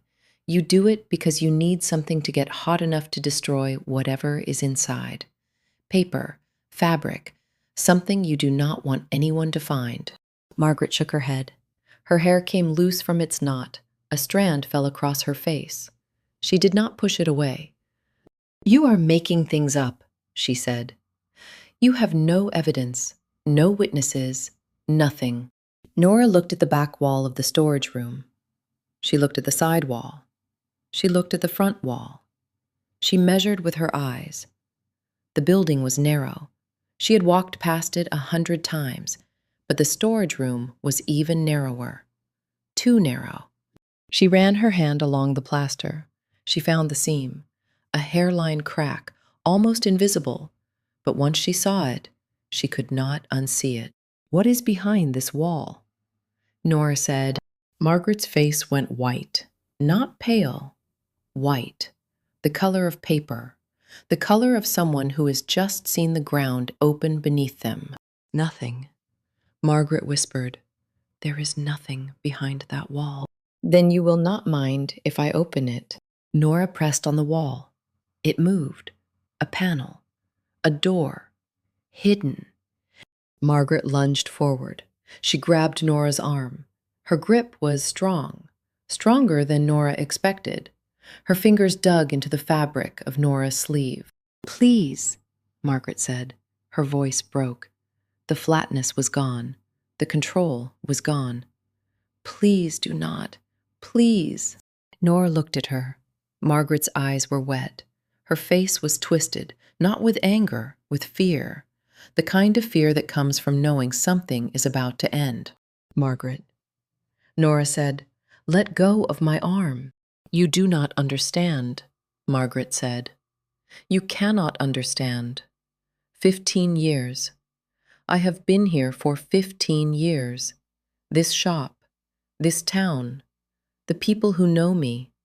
They know me as Margaret the Potter, Margaret who makes bowls, Margaret who helps with the church fair, Margaret who brings soup to sick neighbors.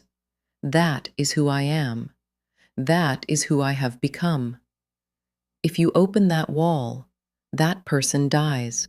Nora did not move. She let Margaret hold her arm. She let the moment stretch. "Margaret," Nora said again, "you need to let go." Margaret's grip tightened. Her nails pressed through Nora's sleeve. Her whole body was shaking now, not the small shake of cold, the deep shake of someone whose body is doing something her mind has not agreed to. "If you open that wall," Margaret said, "you will destroy everything, not just me, the shop, the people who come here, the ones who need a quiet place, the ones who buy a bowl and feel better because something beautiful was made by someone who cared. That is real. That is not a lie." "The necklace is real too," Nora said. "And a man is dead." Margaret's hand dropped. She stepped back. Her face changed. The fear was still there, but something else came underneath it, something darker. "You do not know what it was like," Margaret said. "Working for them, the Aldriches. 12 years. 12 years of being invisible. They walked past me like I was a piece of furniture. They left their dirty dishes on the table for me to clear. They left their wet towels on the floor for me to pick up. They never said thank you. They never asked my name. They called me the help, to my face, the help. So you stole from them. I took what I deserved. One thing, one beautiful thing, they had hundreds. They would not even have noticed if I had taken it. But I did not take it for the money. I took it because it was beautiful. Because it was the only beautiful thing I had ever touched that felt like it could belong to me. Margaret's voice rose. Her hands were fists at her sides. You want to know what happened? Margaret said, "Fine, I will tell you. But do not stand there and pretend you understand. You are 23 years old. You have a badge and a gun and a grandfather who makes you soup. You have no idea what it is like to be invisible for 12 years, to be nothing, to be the help." Nora said nothing. She waited. I planned the burglary. Margaret said, "I found 2 men. I did not know their real names. I still do not. Daniel drove the car. The other one went inside with me. We took the jewelry. We split it up. They took the rest. I took the necklace. I never saw them again. I moved here. I built this shop. I built a life." Margaret's voice dropped. The anger drained out of her. What was left was something tired, something old. "And then Daniel found me," she said. "I do not know how. He showed up at the shop last week. He looked terrible, thin, yellow. He told me he was dying. He told me he wanted to see the necklace, just once, just to look at it. He said he had waited outside while the others went in. He said he just wanted to know what it looked like." "So you agreed to meet him?" I was scared. I thought if I said no, he would go to the police. I thought if I showed him the necklace, he would go away. So I met him at the cliff, the North Cliff, the same place we met to divide the jewelry that night. I brought the necklace. I showed it to him. Margaret stopped. Her hands were shaking again. Her whole body was shaking. "He held it," she said. "He looked at it for a long time, and then he said he was keeping it. He said it was the only beautiful thing he had ever touched. He said he was going to take it with him. And when I said no, he laughed at me. He laughed, a dying man with nothing left, and he laughed at me." Margaret's voice broke. The tears came. Not quiet tears, the kind of tears that come with gasps, with sounds, with the body finally letting go. "I do not remember picking up the rock," she said. "I do not remember swinging it. I just remember him falling. Or me pushing him. I do not know which. It happened so fast. One second he was holding the necklace. The next second he was gone. I looked over the edge. I could not see him. The fog was too thick. I could hear the waves. That is all. Just the waves." Margaret sank to the floor. She sat on the cold concrete of the storage room with her back against the wall. She pulled her knees up to her chest. She wrapped her arms around them. She looked small, older than Nora had ever seen her. "I went home," Margaret said. "I put the necklace back in the wall. I fired the kiln to burn the clothes I had been wearing.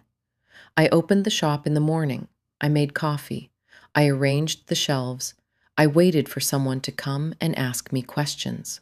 And when I came," Nora said, "when I stood in your shop and asked if you had seen anyone," Margaret looked up. Her face was wet. Her eyes were red. But something in her had settled. The shaking had stopped. "I lied," she said.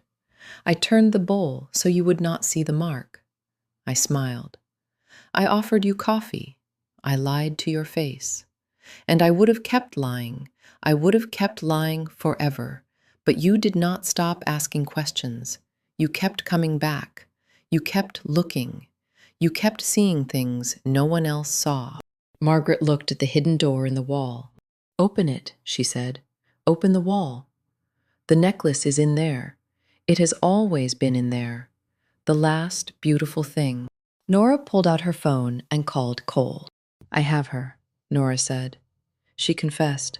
Bring Detective Markham. Margaret did not move. She sat on the floor with her knees pulled up and her arms wrapped around them. Her back was against the wall. Her face was calm now. The tears had stopped. She looked like a woman who had finally told the truth and found that the truth was heavier than she expected. Nora sat down across from her. They waited together in the silence. The kiln was cold. The shelves were full. The 5-pointed star on the celadon bowl faced the wall where no one could see it. Why did you keep it? Nora said. The necklace. After everything, why did you not throw it into the ocean that night? Margaret closed her eyes. Because it was the last beautiful thing from a life I left behind. She said, I could not sell it. I could not wear it. But I could not throw it away either. So I kept it, hidden, in the dark, where no one could see it, where I could take it out sometimes and remember who I used to be, before Harrow Cove, before any of this. Margaret opened her eyes. She looked at the hidden door. And now, she said, now it is over. The bell above the front door rang. Cole's voice called out. Footsteps approached. The silence broke. Nora stood up. She looked at Margaret one last time. Then she turned and walked toward the front of the shop. The celadon bowl was still on the shelf near the window.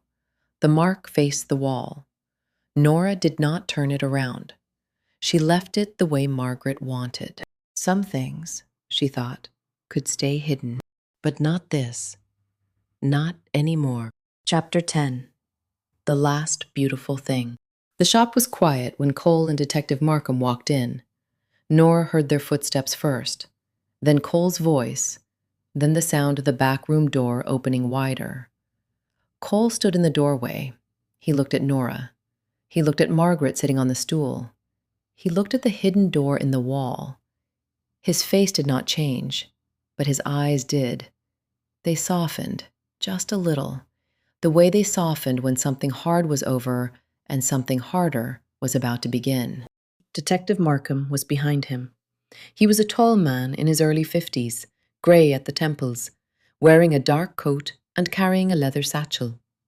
He looked at Nora with an expression she could not read. Then he looked at Margaret. Ma'am, he said, I am Detective Markham with the Maine State Police. I need you to come with me. Margaret stood up. She smoothed her apron. She looked around the shop, at the shelves, at the wheel, at the kiln, at the bowls and mugs and plates she had made with her own hands. Her eyes lingered on the celadon bowl near the window, the one with the 5-pointed star facing the wall. She walked toward the door. When she passed Nora, she stopped. Officer Callahan. Margaret said, Yes. The key for the shop. It is on the hook inside the front door. Would you lock up when you leave? I do not want anyone to... Margaret did not finish the sentence. She did not need to. Nora nodded. Margaret walked out. The bell rang. The door closed. Cole followed her. Detective Markham stayed for a moment longer. He looked at the hidden door. Then he looked at Nora. You did good work, he said. Fast, thorough, but next time, wait for us. This could have gone wrong. Yes, sir, Nora said. Markham left. The shop was empty. The shelves were full. The kiln was cold. The only sound was the wind outside and the distant cry of gulls over the harbor. Nora stood alone in the back room. She looked at the hidden door. She opened it. The necklace was still there.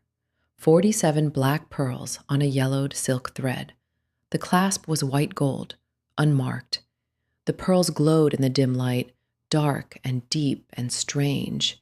The last beautiful thing. She closed the door. She would leave the necklace for the state police. They would bag it. They would log it. They would return it to the Aldrich family. Patricia would get her inheritance. The cousins would lose their argument.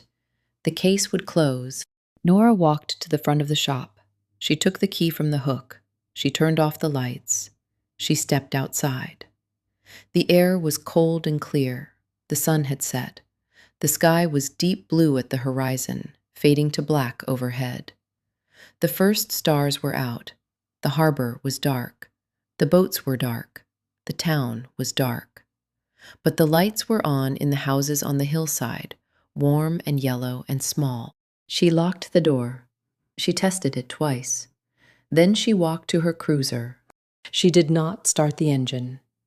She sat in the driver's seat and watched the pottery shop through the windshield. The windows were dark now. The sign on the door said, "Closed." No one would open it tomorrow. Probably not for a long time. She thought about Margaret, the way she had sat on the stool with her hands in her lap, the way she had looked at the hidden door, the way she had said the necklace was the last beautiful thing from a life she left behind. 15 years, a shop, a town, a new name, and all of it built on top of a secret. She thought about Daniel Morrow, a dying man who drove to a small coastal town to see one beautiful thing before he died. He had held the necklace. He had felt the pearls in his hands. And then he was gone. No funeral, no obituary, no one to mourn him, except maybe a few people in Providence who had not heard the news yet. She thought about Patricia Aldrich, the controlled voice, the expensive coat, the lawyer's card. She had come to Harrow Cove to contain a story, not to solve a murder. She had gotten what she wanted. The necklace would be returned. The inheritance would be settled. She would go back to Portland and never think about this town again. Nora started the engine. She drove to the police station. The lights were on. Cole's car was in the lot. The state police sedan was still there. Nora parked and went inside. The dispatcher looked up and nodded. Cole's office door was open. He was sitting at his desk. Detective Markham was standing by the window. Nora knocked on the door frame. "Come in," Cole said. She stepped inside. Markham turned to look at her. "Margaret is in an interview room with one of my investigators." Markham said, "She has asked for a lawyer, but she is not fighting. She told my investigator the same thing she told you. She hit him, he fell. She pushed him. She does not remember which." Nora nodded. Markham picked up his satchel. "I will be here for a few more hours," he said. "Then I am taking her back to Portland. You will need to write a full report. I will read it tomorrow." "Yes, sir," Nora said. Markham walked out. Cole leaned back in his chair. He looked at Nora. He did not say anything for a long moment. Then he sighed. "You should have waited for us," he said. "I know. You could have been hurt. I know. You found the necklace. You got the confession. But you also put yourself in a room with a woman who had already killed someone. Alone. With no backup." Nora looked at the floor. The linoleum was worn. The same linoleum she had walked on every day for a year. She knew every scuff mark, every crack, every stain that would not come out. "I know," she said again. Cole was quiet. Then he said, "Go home, Nora. Write your report tomorrow. You have done enough for today." "Yes, sir." She walked out of his office. She walked through the station. The dispatcher said good night. Nora said good night. She walked to her cruiser and got in. She did not drive home right away.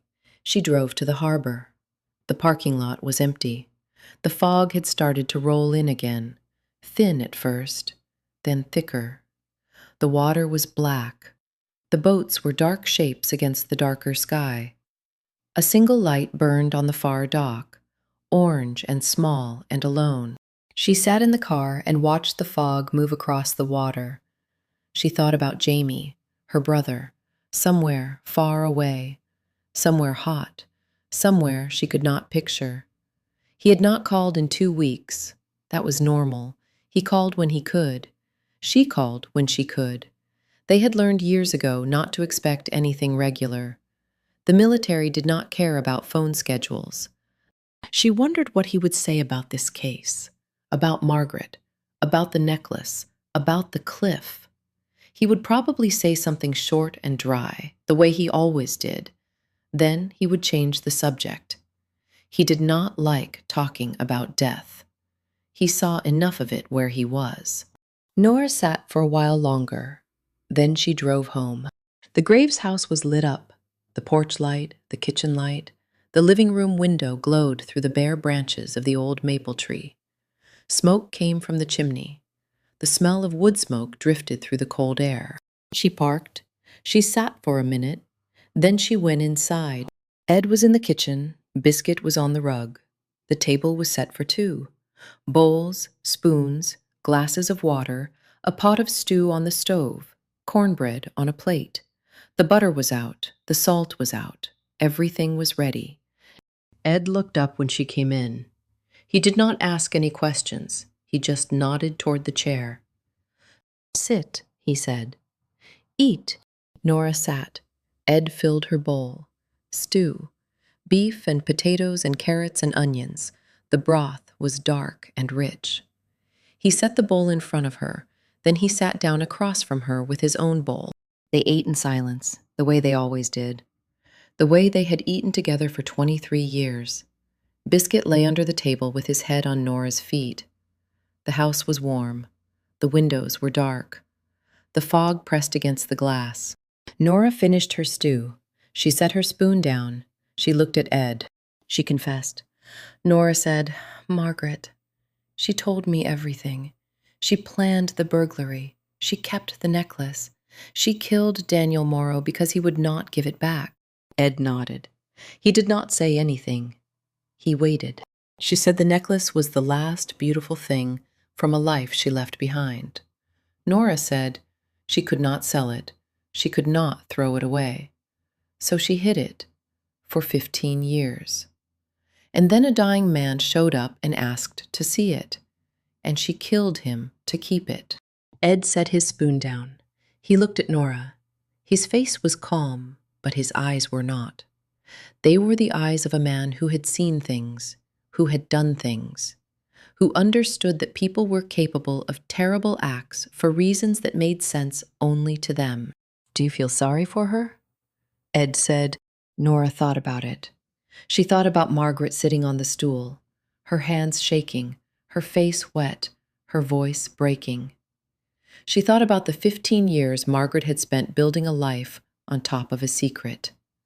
She thought about the shop, the bowls, the neighbors who knew her as a good person, the church fair, the soup for sick friends. All of it real, all of it built on a lie. "Yes," Nora said. "I feel sorry for her. But I also know she killed a man. And I know she had other choices. She could have given him the necklace. She could have let him take it. He was dying. He would have been gone in 3 months. She could have waited. She could have let him die and then taken the necklace back. But she did not wait. She picked up a rock. And now a man is dead, and she is going to prison, and the shop will close. And no one will remember her the way they did before." Ed was quiet for a moment. Then he said, "That is the part most people do not understand. It is never just one bad choice. It is a chain of them. And by the time you realize what you have done, it is too late to go back." Nora looked out the kitchen window. The fog had thickened. She could not see the yard. She could not see the trees. She could not see anything beyond the glass. Just gray, soft and shapeless. She thought about the necklace, 47 black pearls, worth $80,000. But not really. Its real value was something else, something that could not be priced. The last beautiful thing from a life someone left behind. She thought about the celadon bowl, the 5-pointed star facing the wall, the mark no one would see. She had left it that way. She did not know why. Maybe because some secrets were not hers to tell. Maybe because she wanted Margaret to have one small thing, even now, even after everything. Nora stood up. She took her bowl to the sink. She rinsed it and set it in the drying rack. She wiped down the counter. She turned off the kitchen light. Ed was already in the living room. He was in his chair by the window. Biscuit was on the rug. The fire was burning low in the wood stove. The room was warm and dim and quiet. Nora sat on the couch. She pulled a blanket over her legs. Biscuit got up and climbed onto the couch beside her. He put his head in her lap. She scratched behind his ears. His tail thumped once. Then he sighed the way old dogs sigh when they are comfortable and safe and exactly where they want to be. The harbor was dark. The town was quiet. Somewhere out there, a woman was sitting in a holding cell at the county jail. Somewhere out there, a necklace was sitting in an evidence bag. Somewhere out there, a family would finally get the answer they had been waiting for. But here, in this room, there was just Ed and Nora and Biscuit. The fire crackled. The house settled. The fog pressed against the window. Nora closed her eyes.